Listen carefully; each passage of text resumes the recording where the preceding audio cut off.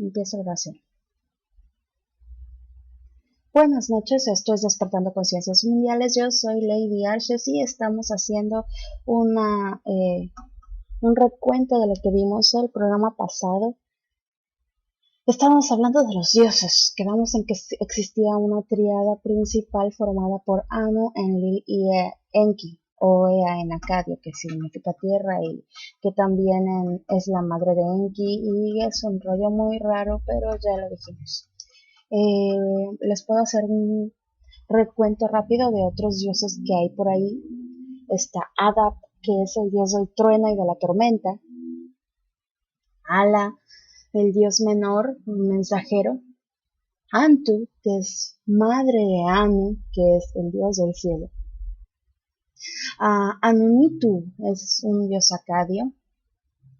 ¿Quién más? Baba es la diosa protectora de Lagash, y obviamente se rendía homenaje en el templo de Lagash. Dagan o Dagón es dios de Tutul en Balik, una ciudad conquistada por Sargón I, y este dios fue incorporado al panteón sumero-acadio de los dos.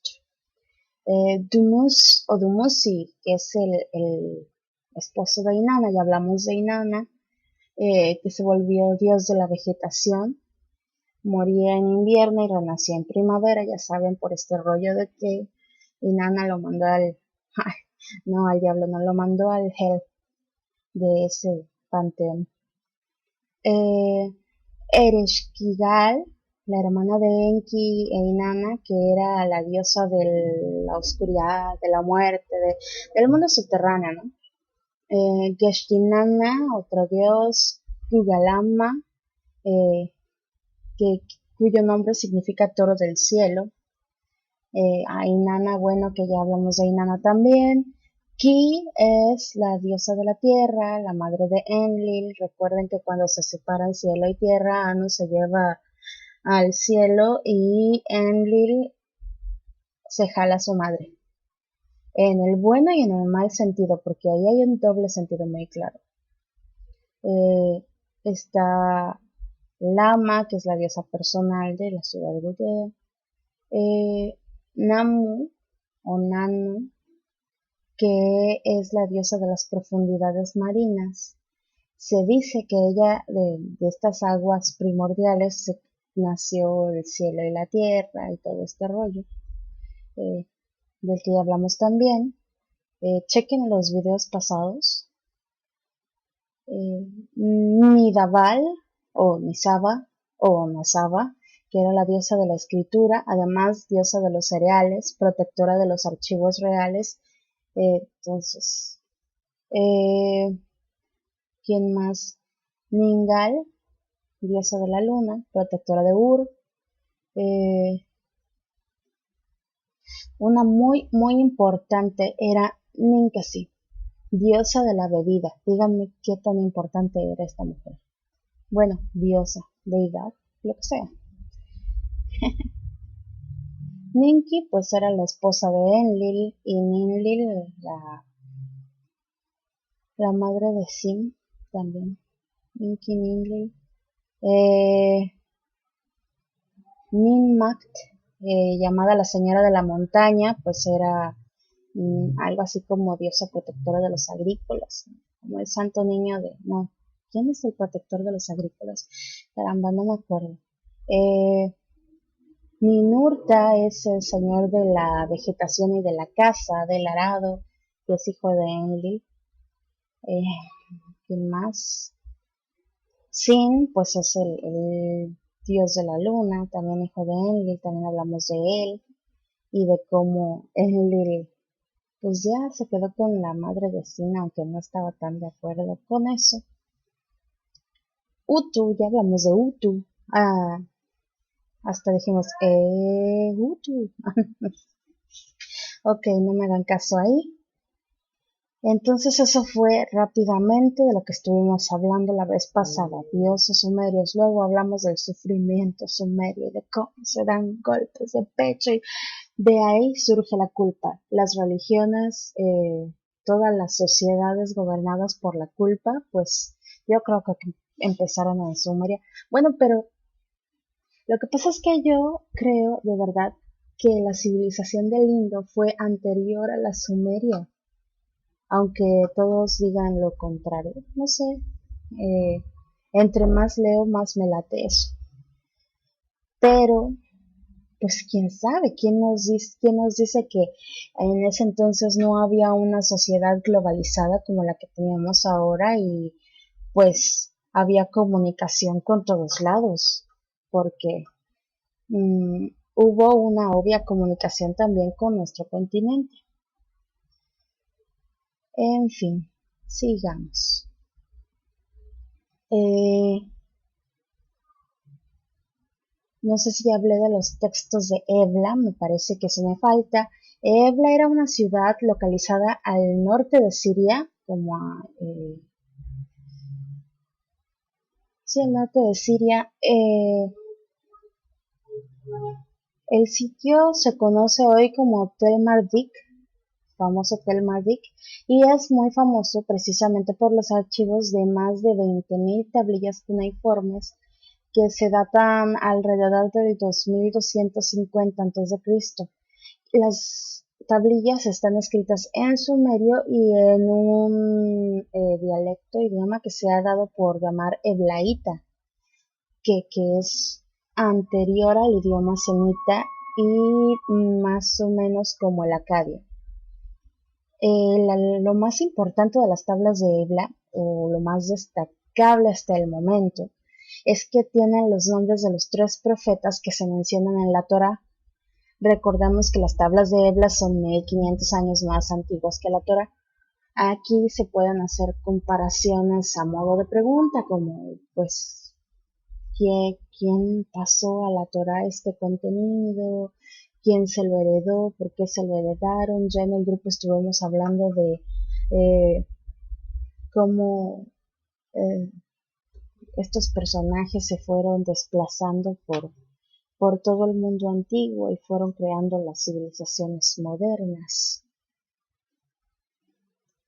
Para los sumerios que observaban el cielo y conocían los ciclos de los eclipses lunares y todo esto, sus dioses estaban arriba y diferenciaban a los menores, llamados los Igigi o vigilantes, de los que se movían de forma distinta por los planetas, ¿no? Habían dividido el firmamento en tres caminos. El inferior llegaba hasta el suelo y era dominio de Enki, de ahí que fuese el señor de la tierra. Como desde algunos lugares no se veía más que mar, los acadios lo llamaron Ea, o sea, el que tiene su casa en el agua. Los dioses sumerios, acadios y babilonios eran los mismos, a excepción del más grande de estos que se llamaba Marduk y era hijo de Ea y Enki. El camino central era dominio de Anu, el señor de las alturas o de los cielos, ya hablamos de Anu. Los babilonios tenían un compendio astronómico que llamaban Mulapin o estrella arado, y allí asignaron nombres a estrellas y constelaciones y los fueron poniendo separados dependiendo de estos tres caminos.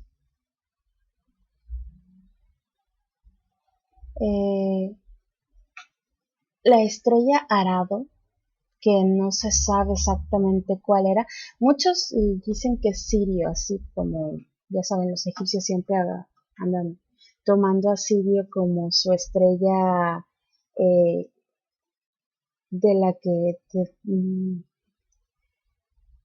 de la que de la que provenían, alrededor de la cual todo giraba, pues estos tenían una llamada estrella arado, pero no están seguros, historiadores teóricos no están seguros de si era también Siria. También recalquemos que tanto los sumerios, los egipcios, los olmecas, los mayas y otras culturas parecidas hablaban de los dioses del cielo, y tenían una especie de sistema de estudio para la astronomía y un entendimiento más o menos claro de las constelaciones y los planetas. se entiende, según, que los sumerios descubrieron la relación de nuestro Sol con las Pléyades. Las Pléyades, como sabemos, son un sistema de soles o estrellas que giran alrededor de una estrella central que se llama Alcyon. El Sol también forma parte de este conjunto. A nuestra galaxia entera, a la Vía Láctea, le toma 25.900 años completar una órbita alrededor de Alcyon. Por cierto, que es más o menos el tiempo que tardaban los reinados de los dioses antediluvianos, si recuerdan que hablamos de eso. Los planetas giran alrededor de nuestro Sol y nuestra galaxia gira alrededor de una galaxia mayor. Todo es un conjunto de galaxias. Y es bastante sorprendente que los sumerios hayan podido saber esto sin meternos con teorías alienígenas. Pero pues los mayas también hablaron en su momento de las Pléyades y la órbita que la Vía Láctea tenía, entre otras grandes civilizaciones. Ahora, el cúmulo de las Pléyades, también llamadas las Siete Hermanas, se toma como referencia en muchas culturas antiguas. El nombre corresponde en la mitología griega a las 7 hijas de Atlas y Pleione, que Zeus las coloca como estrellas. También en la Biblia hay una referencia a las Pléyades en Job 38-31, por si alguien tiene su Biblia en la mano, yo sé que todos la tienen en la cabecera de su cama. Y los aztecas basaban su calendario en las Pléyades.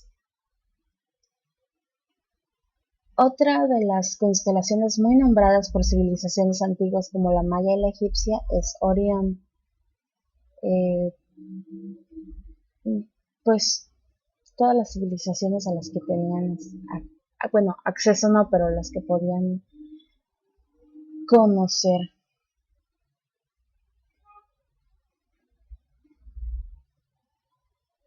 Se cree que los sumerios eran gente muy temerosa de sus dioses, ya les digo, la culpa y todo esto, y compartían las desgracias. Creían que los dioses habían creado al hombre para que les sirvieran. Su concepto de mundo era muy bueno. La humanidad estaba predestinada a sufrir porque los dioses así lo habían decretado.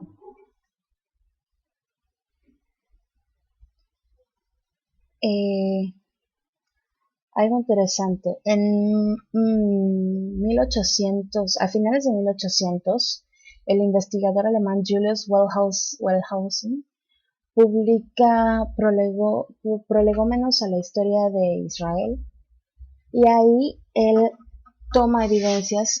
muestra evidencias sobre la relación de la Torá, de que Moisés no pudo haber escrito los textos del Pentateuco, los 5 primeros de la Biblia judía. Wellhausen defendía la hipótesis de que estos relatos que hablan de los Elohim o los seres brillantes, que por cierto son una equivalencia a los Anunnakis, procedían de fuentes más antiguas, que más tarde se identificarían como sumerias. Después de Wellhausen, los avances en la crítica textual de las religiones han convencido a muchos expertos e historiadores de que estos textos, en la forma en que nosotros los conocemos ahora, fueron tomados y adaptados de varias fuentes. Pues sí, ya sabemos que sobre todo nuestra religión judio-cristiana es una mezcla de chile, cebolla y tomate y todo, ¿no? El término Elohim es una palabra hebrea usada por judíos y eclesiásticos. Es la forma en que se denominaba a Dios, pero Elohim era el plural, es decir, dioses. En la Biblia original, la hebrea, no se habla de un dios, sino de los dioses, los Elohim.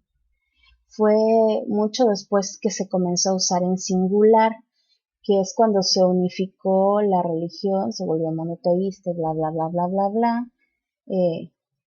No sé. El zodiaco también es un invento de los sumerios.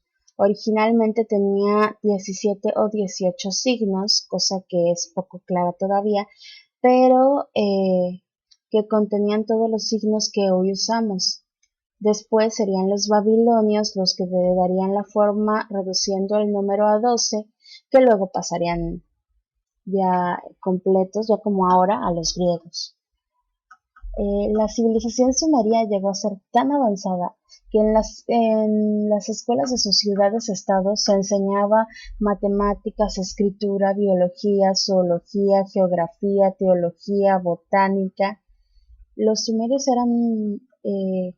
fueron los primeros en desarrollar la escritura, fueron los primeros en realizar composiciones literarias, fueron los primeros en organizar bibliotecas, crearon un lenguaje para la música. Eh, la cultura sumeria surge de quién sabe dónde, ya tratamos de dilucidar eso, pero llegó a alcanzar un nivel altísimo de existencia.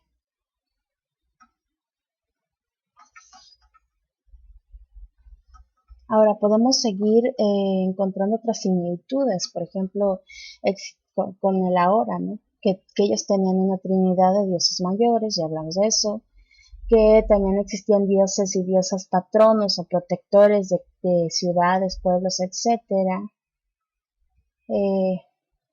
Que Ki creó con la costilla de Enki a una diosa, a Ninti, que significa mujer de la costilla.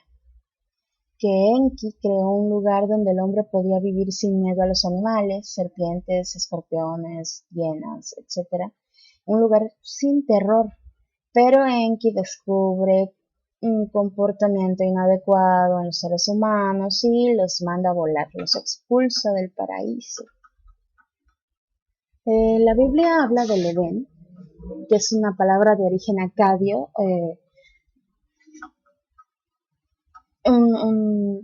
los acadios que ya vimos que era un pueblo de estirpe semita, y la palabra significa lugar puro y natural. Entonces la Biblia dice que el Edén era un huerto o jardín que habría existido en una región del cercano oriente, ¿no? También dicen que de ahí salía un río que se dividía en cuatro: el río Pisón, rodeando la tierra de Ávila; el río Gijón, rodeando la tierra de Etiopía; el río Iquedel, al oriente de Asiria; y el río Éufrates, que ya conocemos. Los sumerios, así como los mayas y egipcios, eran grandes observadores del cielo. La regularidad del movimiento estelar era algo que todos registraban con respeto divino y estudiaban con curiosidad. Sin embargo, la formulación de teorías astronómicas es algo propio de la ciencia moderna. Las observaciones de los astros adquirían en ese entonces matices más bien religiosos. Por eso, pues no es de extrañar que los pueblos sumerios, o los pueblos antiguos en general, registraran muy bien todos los movimientos de objetos celestes, como Júpiter o la Luna, pero que no desarrollaran la idea de que existían planetas rotando alrededor de una órbita, en una órbita, etcétera, etcétera. Observaban, usaban su sentido común, el cual les hablaba de que la Tierra estaba quieta y en el cielo desfilaban mil cosas, ¿no? Sin embargo, grabados en piedra que han sido encontrados nos dicen que los sumerios conocían, de hecho, la rotación del planeta a través de la órbita del Sol, eh, cosa que los diferencia ya de buena parte de estas culturas antiquísimas. Las costumbres y la mitología sumeria influyeron en grado sumo en las culturas adyacentes, que es algo lógico si tenemos en cuenta que tanto sumerios como acadios y babilonios y asirios eran herederos de un mismo legado y todos fueron potencias predominantes en la zona. El Enuma Elish babilónico es el poema de la creación, una cosa muy parecida al Génesis. Y pues precisamente en el Génesis hay una especie de copias literales que si fuera en la actualidad en mi escuela lo hubieran acusado de plagio, que escribió el Génesis y lo hubieran expulsado. Pero bueno, el Enuma Elish es un poema, les digo, babilónico, que narra el origen del mundo. En acadio significa cuando en lo alto o cuando en las alturas. Y son las dos primeras palabras del poema. Eh, estaba en la biblioteca de Asurbanipal, ya hablamos de Asurbanipal y les enseñé una imagen donde estaba él cazando ahí imponente en su caballo y todo el rollo. Es un bajo relieve, me parece. Bueno, ahí en ese relato el héroe es el dios Marduk, ¿no? Que derrota al monstruo Tiamat y todo el rollo. Eh, el relato deja más o menos claro que Mumu era el ayudante de confianza y emisario de Apsu, que es una buena descripción de Mercurio, un planetita pequeño que gira rápidamente alrededor de su amo, ¿no? De hecho, esta era la idea que los antiguos griegos y romanos tenían del dios planeta Mercurio, un mensajero pequeño y rápido de los dioses. Hoy sabemos que el Enuma Elish es un compendio de leyendas más antiguas y de origen sumerio, como correspondería a toda buena creencia babilónica que se aprecie. Parece ser que la historia del nacimiento de nuestro sistema solar está escrito aquí. El Enuma Elish se escribió en 7 tablillas y el Génesis bíblico se desarrolla en 7 días, ¿no? El dios descansa en el séptimo día del Génesis y la séptima tablilla del Enuma Elish es una apreciación de la obra de su dios. Se narra la construcción de Babilum o el pórtico de los dioses o Babilonia y su sigurat dedicado a Marduk, aunque originalmente lo era a Enlil. En la Biblia se nos habla de la Torre de Babel, también, de la creación de la torre, ¿no? Los ejemplos son de estas comparaciones son innumerables, ¿no? Completamente.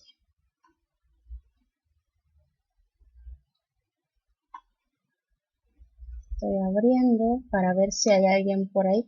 Ah, vino alguien. Hola, don Herráez. Hola, don Pato. Hola, invitado que está por ahí.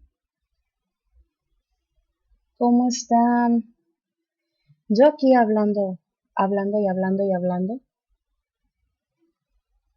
Y voy a seguir hablando. ¿Por qué? Porque llegué tarde. eh, ¿Andan por ahí? O nada más dejaron prendido eso. Buena luna creciente. Sí. ¿Y cuánto es luna llena? No sé. Ya necesito una luna llena regeneradora. En fin. Ahora hablemos de, bueno, creo que es el relato de estos lares más conocidos. Hablemos sobre el diluvio.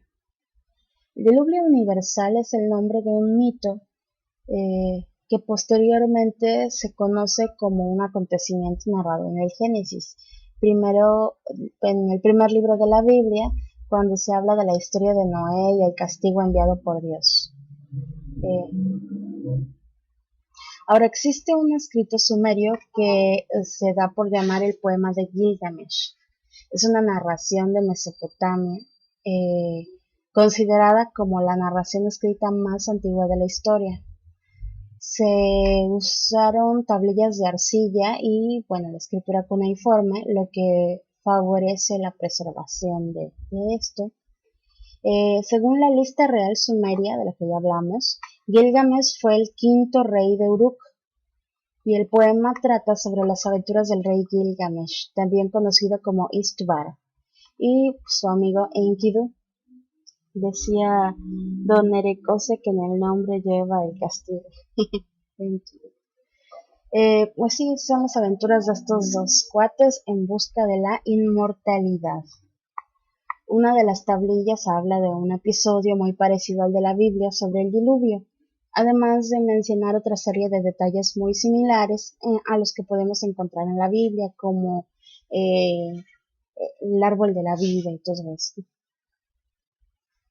Pues bien, Según nos cuentan los sumerios en sus textos antiguos, Enki, señor de la tierra, quien es el creador de la humanidad, según lo que se cuenta en la leyenda épica acadia de Atrahasis, para liberar de su trabajo a los dioses, utilizó un homínido ya existente, el cual manipuló de alguna manera para hacerlo capaz de entender y satisfacer las necesidades de los dioses. Eh, pues bien, eh, ya sabemos, ¿no?, que los homínidos son una familia de primates que incluye al hombre y sus parientes cercanos, que, ay, ¿quiénes serían? Los orangutanes son unos, los chimpancés son otros, no sé, imaginen monos. Entonces Enki creó a la humanidad para que trabajara para los dioses. Ve, hablando sin rodear, ¿no? Para ello usa algún primate que modifica, muchos dicen que genéticamente, o cuando menos eso dice Parceris en sus eh, conferencias estas que tiene. Tengo algunas dudas con Parcerisa, pero bueno, no hablemos de eso ahora. Podemos especular diciendo que de alguna forma ya existía vida en el planeta. ¿Quién la creó? Pues quién sabe. Pero, pues de acuerdo a los escritos sumerios, estos primates, estos seres primitivos, fueron modificados, se les dio inteligencia suficiente para trabajar y cumplir órdenes.